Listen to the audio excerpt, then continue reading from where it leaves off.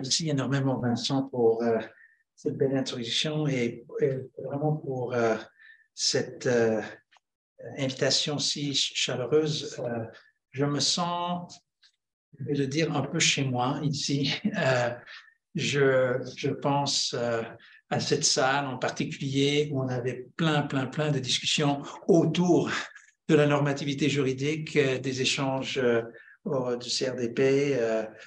En fait, le livre qui est un des livres, j'ose dire, assez important pour ce que tu as appelé l'École de Montréal, le livre sur l'émergence des normes, pluralisme sur détermination, effectivité. En fait, c'était ici, dans cette salle, que ça s'est déroulé. On a eu les discussions ici et ce livre-là est vraiment le fruit des discussions dans ces lieux-là. Donc, ça me fait vraiment plaisir de revenir un peu en arrière sur une notion, comme tu dis, qui a été développée il y a 37 ans. Dans le texte de Rod MacDonald et je pense que je peux dire que c'est le texte et la notion qui a mené à la collaboration entre Guy Rocher, André Lajoie, Rod MacDonald, moi, Pierre Noreau et d'autres, parce que, comme je vais essayer de décrire, l'idée de l'émergence des normes qui est toujours un peu implicite dans l'idée de recherche du CRDP aujourd'hui, était véritablement ouvert par le texte concernant les normes inférentielles. Par contre, un thème que je vais essayer de développer, c'est qu'il y avait peut-être un potentiel dans cette idée de normes inférentielles qui n'était pas tout à fait développé dans la recherche postérieure, non seulement par Rod, mais j'ose dire par tout le groupe de recherche qui s'est penché sur cette question concernant l'émergence de la normativité. Et je vais tenter aujourd'hui de décrire à ma manière quel est le potentiel qui demeure dans l'idée des normes inférentielles. Et c'est pour ça que je parle d'une possibilité, une autre possibilité que je vais appeler la panarchie. Alors, voici le plan de match, si vous voulez, pour la discussion. Je vais d'abord vous raconter une histoire, un peu à la manière de Rod MacDonald, qui a toujours commencé ses textes avec des histoires. Le texte sur les normes inférentielles a commencé avec une histoire d'un groupe de musiciens qu'il a essayé de mettre ensemble et qu'est-ce qui est arrivé avec ce groupe-là. Je vais vous raconter une histoire parallèle qui m'est arrivée, qui est en train de m'arriver et qui, pour moi, laisse planer toujours l'idée des normes inférentielles. Ensuite, après avoir raconté mon histoire, je vais essayer de vous esquisser quelle est l'innovation dans l'idée d'une normativité implicite et inférentielle. Je vais insister beaucoup sur l'idée que Rod a tenté d'ajouter à son maître à penser, Roland Fuller, une conceptualisation qui était pas tout à fait développée chez Fuller, mais que Rod a tenté d'ouvrir avec l'idée de normes inférentielles. Et je vais insister un peu sur la distinction entre la façon de voir de Fuller, qui était distinguer entre les normes explicites et implicites, et la façon de conceptualiser de Rod, qui a ajouté un autre axe de conceptualisation à l'axe de conceptualisation de Fuller. Ensuite, c'est là où j'avoue que ma pensée est un peu moins développée, mais je vais essayer de l'esquisser quand même et j'espère que ça va mener à une bonne discussion après. Je vais tenter de cerner une certaine trajectoire pour l'avenir de cette conceptualisation. Et ma tentative sera de brancher la pensée de Rod avec une pensée plus contemporaine, mettons de Laurent de Sutter, et de Bruno Latour concernant l'embrayage en droit et la façon dans laquelle il y a un certain dynamisme dans la normativité qu'il faut cerner en droit. Je pense que c'est déjà là dans l'idée des normes inférentielles, mais je trouve que à la lumière de la pensée de Latour, on a un certain développement qu'on peut tracer vers ce que je vais appeler, moi, la ponarchie. Alors, ça, c'est le plan de match. Commençons avec d'abord juste une image de qui il s'agit. Ça, c'est Rod quand il part avec ses idées. Je voulais que vous voyiez un peu le dynamisme du personnage et comment il a pu nous inspirer. Voici des personnes qui sont peut-être un peu moins inspirantes, mais je vais vous raconter leurs histoires. Ils ont l'air d'exotiques, j'avoue, mais l'histoire qui me fait penser à Rod et qui me fait penser aux normes inférentielles, c'est l'histoire de notre syndicalisation à l'Université McGill. Parce qu'on peut dire qu'on passe d'une période de normativité implicite, inférentielle, de collégialité, à une tentative de formaliser des rapports. Et avec les difficultés que ça peut provoquer. Je vais vous montrer un exemple de ce que je veux dire. Ça, vous n'êtes pas obligé de lire en détail les textes, mais je suis actuellement en train de négocier une convention collective. Vous avez passé à travers ça, je suis certain, je sais, à l'Université de Montréal, mais tout à coup, les questions qui étaient implicites, la direction des thèses, qui va faire quoi, comment est-ce qu'on va participer à tout ce travail collégial, là, on commence à formaliser. On commence à dire, on veut que chaque maîtrise compte pour temps, pour que chaque thèse de doctorat compte pour autre chose, qu'on ajoute des critères concernant la participation sur les comités de soutenance de thèse et ainsi de suite. Vous savez bien, une fois qu'on entre dans le contexte de la syndicalisation, ce qui semble poser peut-être un problème, c'est qu'on manque ce rapport avec la culture qui a informé les pratiques, avec l'informel dans les pratiques et comme Rod a dit, dans un autre texte assez célèbre, Office Politics de 1990, ça c'est ma traduction, mais peut-être le processus d'élaboration des normes formulées peut révéler l'absence d'un intérêt. Comment certaines facultés, et il parle littéralement de facultés comme faculté de droit, certaines facultés ont apparemment besoin de normes formulées pour se rendre compte qu'elles ne sont pas vraiment une faculté.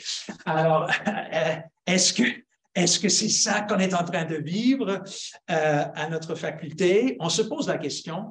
Et est-ce qu'on perd un contact? Est-ce qu'on risque de perdre un contact avec des normes inférentielles qui existaient avant quand on commence à les formaliser? Donc, ça correspond un peu à l'histoire que Rod raconte au début de son texte sur les normes inférentielles, où il dit, une fois qu'on a essayé de rédiger un contrat pour notre groupe de musique, on n'était plus un groupe de musique. Et par contre, le va-et-vient entre ce qui est informel, inférentiel et ce qui est explicité peut quand même, on espère en tout cas chez nous, préserver un certain dynamisme dans la normativité d'une institution. Alors, avec cette histoire, je voulais juste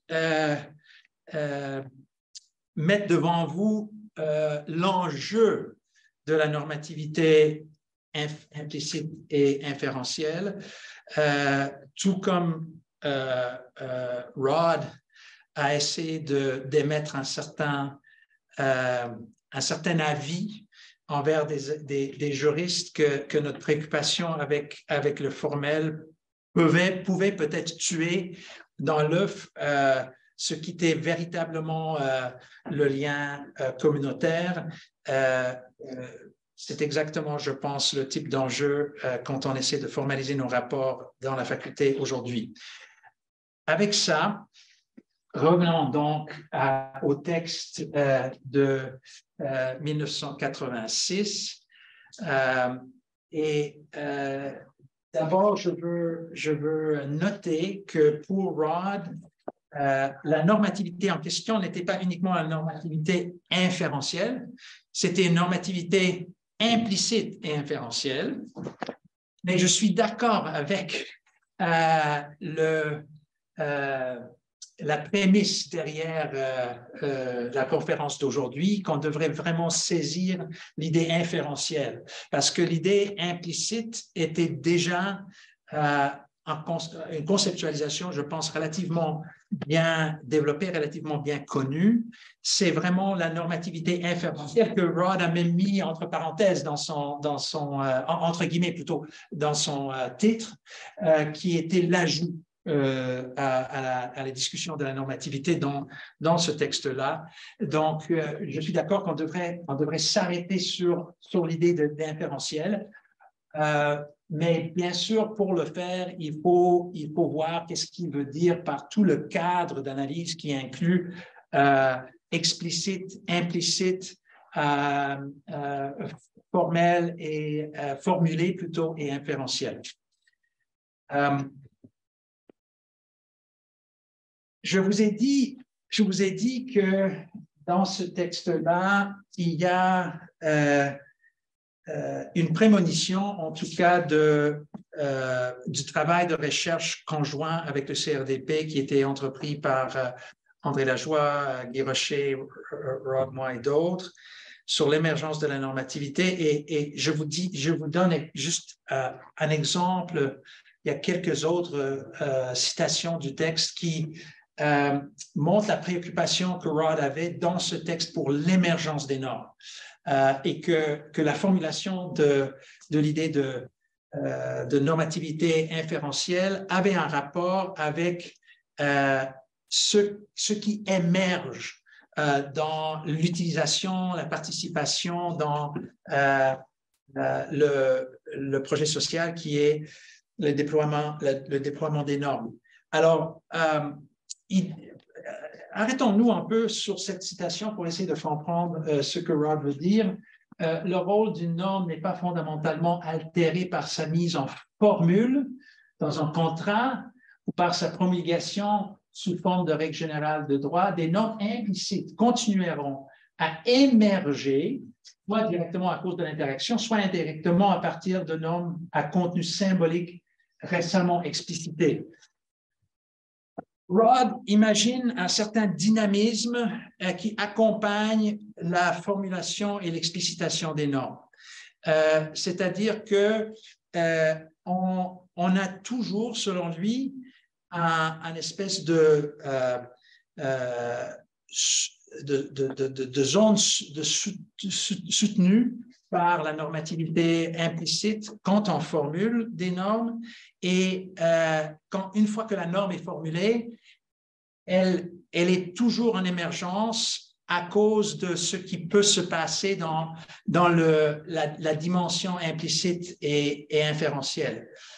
C'est à peu près ça l'idée qu'il essaie de tracer dans ce texte, mais essayons de voir comment il explicite ou comment il le développe.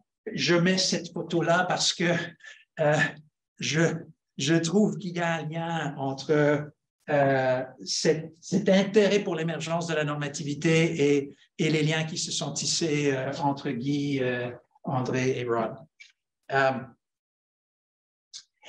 Et comme j'ai mentionné avant, les théories et émergence du droit étaient devenues en fait l'aboutissement de cette collaboration après plusieurs années. Voici le schéma que Rod propose pour situer les normes implicites et inférentielles. S'il fait un plaidoyer pour ce type de normativité, c'est parce qu'il veut situer cette normativité par rapport à d'autres normes qui sont plus connues par les juristes ou souvent présumées d'être les seules normes qui opèrent dans un système juridique. Et un des points de départ du texte de 1986 est que le point de vue sociologique doit maintenant accompagner et même ouvrir le point de vue des théories de droit. Il cite Galton, il cite Hart et d'autres pour dire que le type de positivisme juridique qui s'oriente vers l'explicitation des normes et les normes formulées n'est pas adéquat pour saisir le phénomène juridique, le phénomène des normes juridiques, et le plaidoyer pour l'implicite et l'inférentiel, et donc un plaidoyer pour une meilleure connaissance du phénomène juridique en général. Donc, l'explicite et le formulé est bien connu, c'est les lois, c'est les codes, c'est tout ce qui, et même à la limite les contrats, tout ce qui tente d'arrêter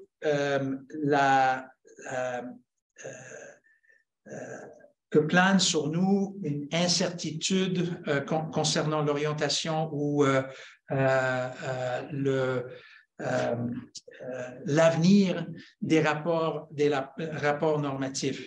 Mais il y a, selon Rod, une limite à cette tentative d'arrêter et de formuler. Il y a toujours dans les institutions juridiques une volonté d'exprimer le droit ainsi, mais le droit est aussi, comme il dit, interactionnel dans les rapports entre les gens, et dans leurs rapports, on ne peut jamais complètement arrêter le dynamisme du phénomène normatif. Donc, une fois qu'on passe de ce qui est purement institutionnel à un mode d'élaboration interactionnel, comme il appelle, on passe de l'explicite à l'implicite, et donc ça, c'est un axe de l'analyse. Mais un deuxième axe de l'analyse qui est ce qu'il appelle la nature du sens normatif. Et ce qui est intéressant ici, comme je vais essayer de montrer, c'est que c'est vraiment une conception de l'imaginaire qu'il est en jeu. Comment est-ce qu'on formule symboliquement nos ordres juridiques? On peut tenter de les organiser autour de formulations. Et quand il dit formulation, il ne veut pas seulement dire ce qui est écrit, parce que ça serait la même chose que l'explicitation. Il veut dire aussi ce qui est ritualisé, ce qui est reproduit. Et donc, la formulation transparente de la normativité correspond à une axe de l'analyse, mais il y a aussi ce qui n'est pas transparent, ce qui est toujours selon une médiation dans les interactions humaines. Et c'est là où on trouve le zone inférentielle, le zone de ce qui est tiré d'eux, les interactions. Pour inférer quelque chose, en fait, ça veut dire le prendre d'eux. quelque chose, ici on revient au latin, et Rod, comme je vais essayer de montrer, a vraiment en tête une idée assez radicale de ce que l'inférentiel peut représenter. Quand il formule des exemples de ces quatre zones de normativité, j'attire votre attention à une certaine ambiguïté que je vais explorer. Il montre, plutôt il place la coutume dans la zone de l'implicite et formulé. Mais dans un autre texte qui s'appelle Custom Made, il parle de la coutume comme inférentielle. Et je vais juste noter ça pour maintenant. J'y reviens dans un moment, mais notez que coutume va devenir un peu problématique dans cet effort de classification. L'explicite et inférentiel, c'est intéressant que pour Rod, les décisions judiciaires ne sont pas explicites et formulées. On peut imaginer on parle d'ailleurs des arrêts des tribunaux, alors on peut imaginer que ça tombe dans la transparence institutionnelle, mais pour Rod, ce que un tribunal tente de faire en fabriquant, pour utiliser un mot de la Tour encore, en fabriquant ces décisions à partir des arguments, c'est d'explorer ce qui est inféré dans les normes autour de la décision. Alors, un exemple de ça, il parle souvent de la responsabilité civile. Il se trouve que j'enseigne la responsabilité civile, donc je vais vous donner cet exemple. On sait pertinemment, d'après l'article 1457 du Code civil du Québec, que si une personne manquait de diligence, il y a une faute et la faute peut se lier un préjudice via la causalité. Donc, on a un cadre d'analyse qui est relativement clair, sauf que on sait pertinemment que derrière cet édifice relativement formel du droit, il y a toutes sortes d'inférences qui peuvent être tirées concernant qu'est-ce qui est véritablement un lien direct et immédiat? Est-ce que la personne raisonnable doit prendre en considération en contextualisation sociale, ou est-ce que c'est un règle in abstracto, in concreto? Quel type d'analyse est-ce qu'on peut apporter à cette formulation de la norme? Et donc, pour Rod, la décision judiciaire qui se penche sur la responsabilité civile, par exemple, est une décision qui est loin d'être la simple application d'une norme explicite et formulée. Elle apporte tout ce rôle d'interprétation qui tombe pour lui dans l'inférentiel. Pour l'implicite et l'inférentiel, c'est vraiment la boîte que Rod veut remplir et qu'il pense risque d'être une boîte vide pour les juristes. Mais il donne quelques exemples dans son texte quand on fait référence, par exemple, à l'ordre public dans un contexte juridique. Il n'y a pas vraiment une façon pour Rod d'expliciter ce que c'est, de rendre formel et formulé ce que c'est. Ça va toujours rester pour lui une dimension implicite et inférentielle des interactions humaines.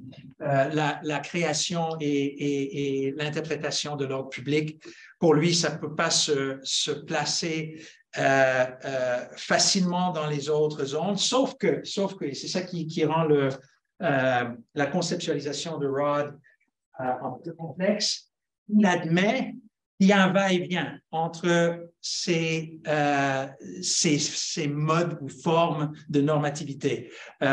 Il dit souvent que à chaque fois qu'on identifie de façon heuristique les distinctions entre les normes, il faut accepter qu'il y a quand même une capacité de transformer ou de changer la façon dans laquelle la norme est exprimée. Donc, pour ordre public, il accepte que, et je suis sûr que vous pouvez me donner des exemples aussi, que c'est possible pour quelqu'un, pour le législateur, de tenter d'expliciter des aspects de l'ordre public et de tirer de ce qui va demeurer quand même implicite et inférentiel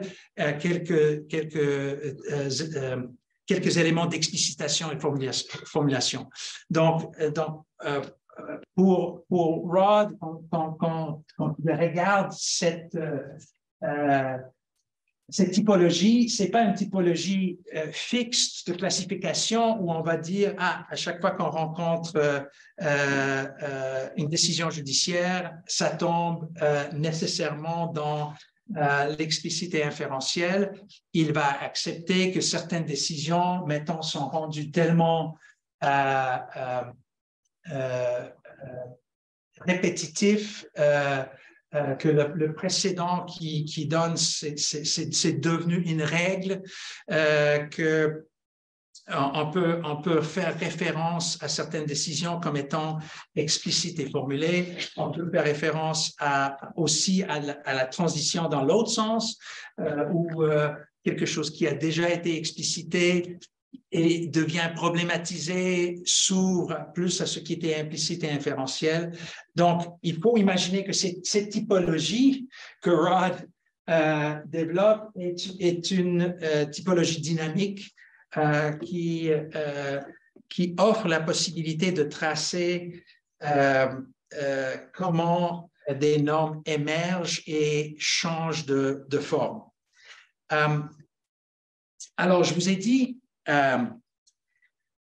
que la conceptualisation de Rod est une innovation. Et pour vous montrer ou essayer de vous prouver que c'est une innovation, je fais le contraste avec le texte de Lon Fuller, The Anatomy of Law. Ici, j'ai fait un petit raccourci. J'ai utilisé un texte de Gerald Postema dans une revue qui a fait une appréciation de Lon Fuller. Et j'ai trouvé que la façon dans laquelle Postema avait formulé, explicité la pensée de Fuller était utile pour nos fins. La distinction que Fuller trace est semblable à la distinction de Rod, mais elle a une ambiguïté que Rod exploite. L'idée des normes qui sont fabriquées, made rules, et pour Fuller en contraste avec les normes qui demeurent implicites. Mais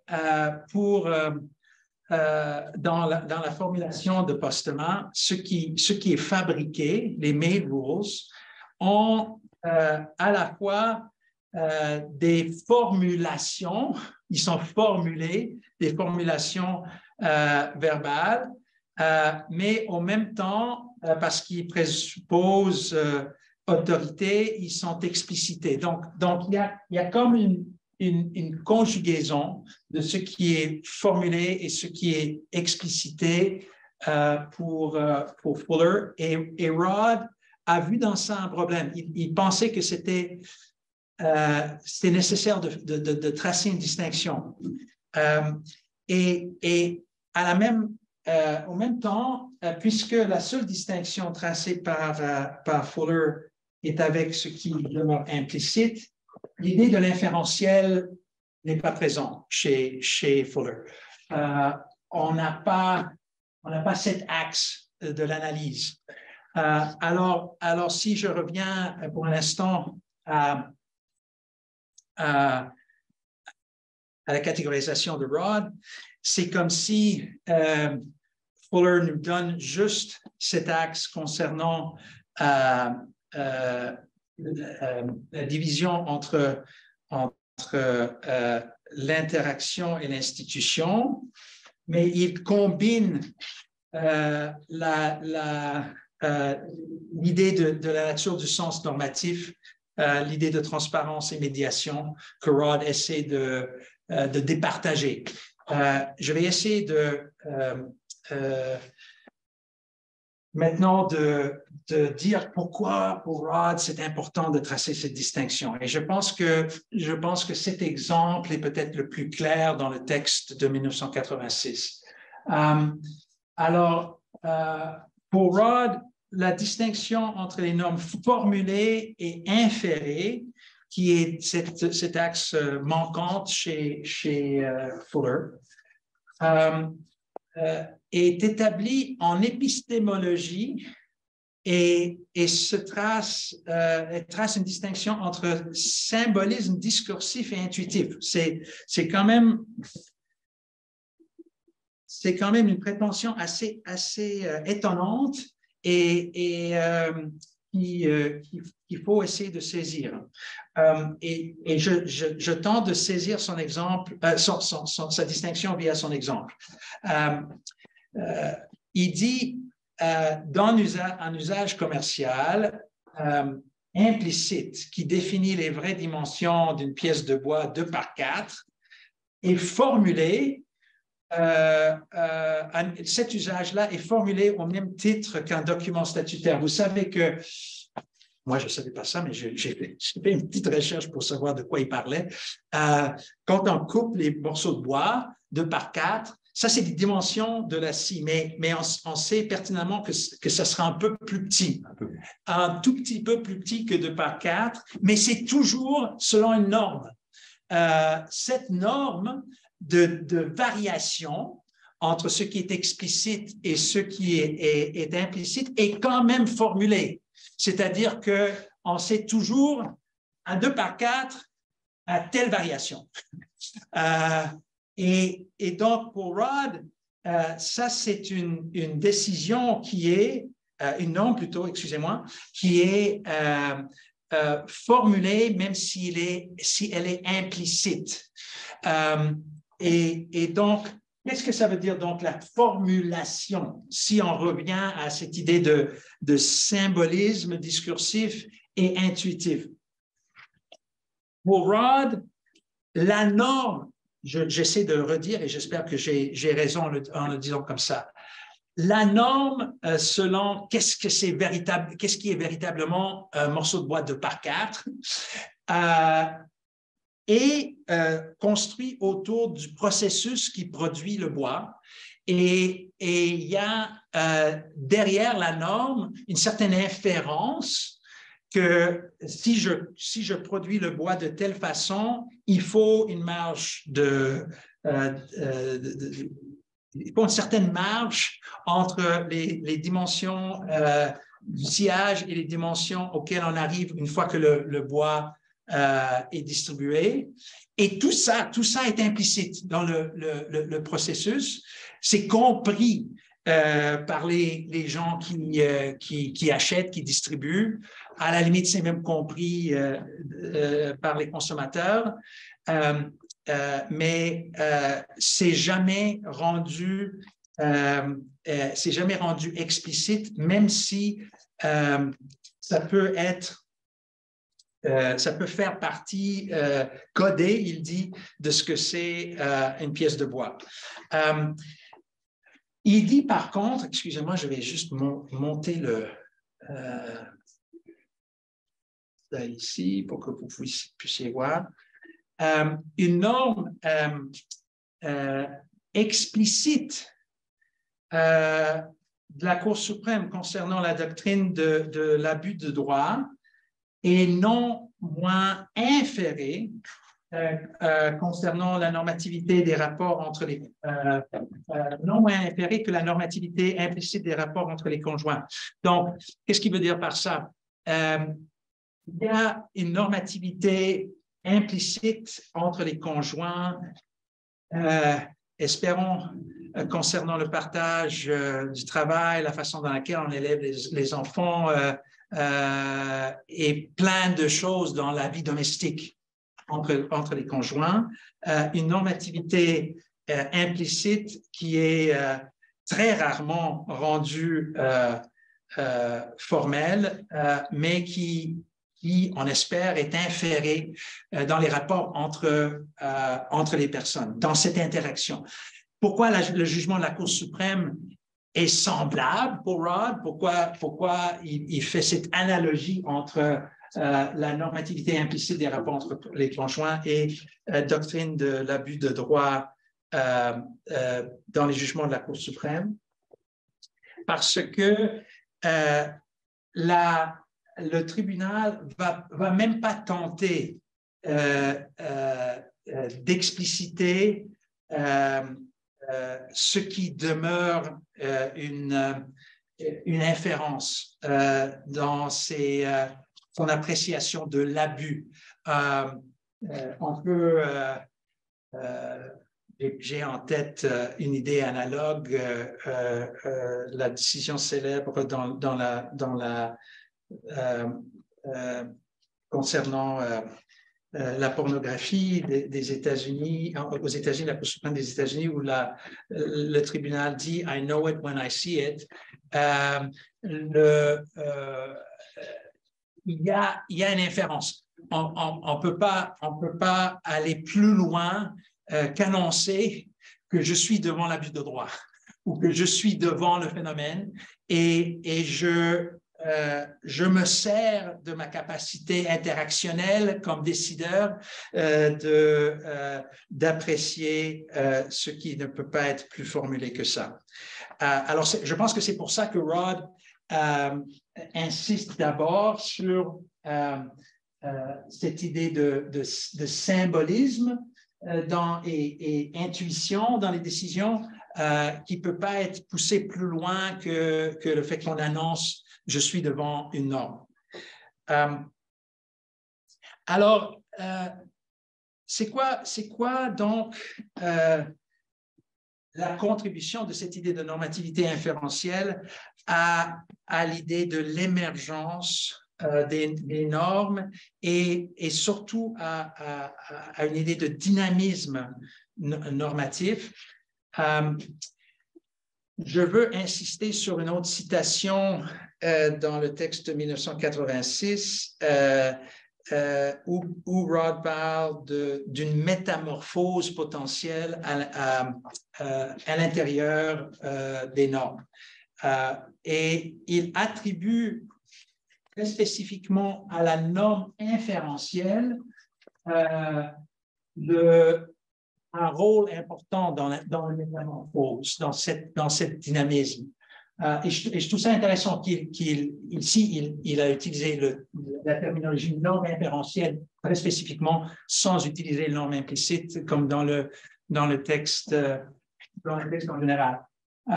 Alors, qu'est-ce qu'il veut dire quand il dit, quand on attribue une valeur de proposition spécifique à une norme inférentielle, une métamorphose se produit. Alors, on est toujours en droit devant une tentative de rendre spécifique devant des différends entre les gens. Et il faut dire que pour le texte de Rod, il y a toujours cette question concernant les différends et comment est-ce qu'on va résoudre les différends. Alors, quand on est devant des différends, il y a la nécessité d'arriver à une proposition spécifique et c'est là où on va puiser pour lui dans ce qui ce qui va demeurer fluide. Dans un autre texte, il parle du mêlé normatif, ce qui demeure potentialité dans la décision et dans la fixation du norme. On va puiser dans ça pour arriver à une proposition spécifique. Et là, on peut se convaincre que la norme qui était jusqu'à là inférentielle est arrêtée et devient explicite et formelle. Mais pour Rod, on se leurre si on imagine que cet effort de créer une métamorphose s'arrête là. Ça va toujours être en dynamisme, en processus dynamique dans les normes. Et je vais juste continuer un petit peu plus dans cette citation pour expliquer peut-être le problème que j'avais noté concernant les coutumes. Il dit que c'est possible d'avoir un dynamisme dans l'autre sens, de passer de ce qui était formulé vers ce qui devient une norme inférentielle. Donc, il donne un exemple intéressant à cet égard. On peut imaginer des coutumes et des usages formulés et implicites ou rendus même explicites. Il parle de la coutume de Paris à un moment donné comme l'exemple d'une coutume qui change entre l'implicite et l'explicite. Et ce qu'il mentionne, c'est que la pratique autour de la coutume formulée génère, elle, la possibilité d'autres inférences. La doctrine des précédents est nulle part explicitée. Par ailleurs, elle est toujours chez les civilistes remis en question. Mais quand la doctrine de précédents sort de la pratique des coutumes en common law, pour Rod, il y a une norme inférentielle qui est tirée de ce qui a déjà été formulé. Donc, encore une fois, j'essaie de mettre l'accent sur la transposition ou la transition entre les types de normes que Rod a tenté de caractériser. Alors, je viens finalement donc à cette petite difficulté que j'ai notée dans sa caractérisation des normes, le droit coutumier. Vous vous souvenez que j'ai mentionné que dans sa première typologie en 86, il place la coutume dans la zone d'implicite et formulé. Mais dans un autre texte, j'ai la citation en bas, vous ne voyez pas. Custom Made de 2011, il se sert du droit coutumier comme son exemple de ce qui est inférentiel. Et je note en passant que c'est le dernier texte de Rod en 2011 où la normativité inférentielle a joué un rôle significatif. J'ai regardé dans ces textes sur le pluralisme juridique critique, critical legal pluralism, et d'autres textes après, et ça m'avait frappé que la norme inférentielle est restée invisible dans sa discussion. Or, ma conclusion, qu'il y a quelque chose ici qui n'était pas peut-être complètement développé dans sa pensée.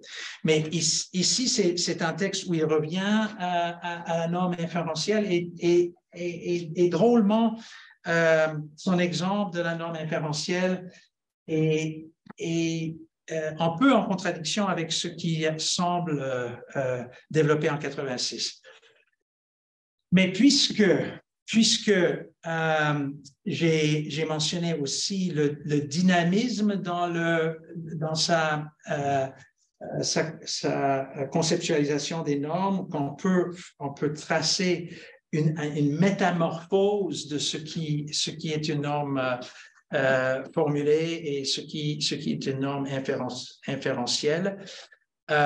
Je pense qu'il faut avoir ça en tête pour essayer de comprendre pourquoi il place la coutume dans le zone de l'inférentiel. Et quand il place la coutume dans le zone de l'inférentiel, je pense qu'il y a aussi une autre explication de l'inférentiel ou une autre lumière qu'il jette sur l'inférentiel que je voulais laisser avec vous. Alors, je vais juste mettre ça en bas pour que je puisse mieux voir la citation. Alors, il ajoute quelques idées au texte de 1986 ici, quand il parle de ce qui est idéationnel et non chirographique à l'idée de ce qui est inférentiel. Et je vais essayer d'expliquer ce que Rod veut dire par ça. Il était très frappé par, dans ce texte sur la coutume,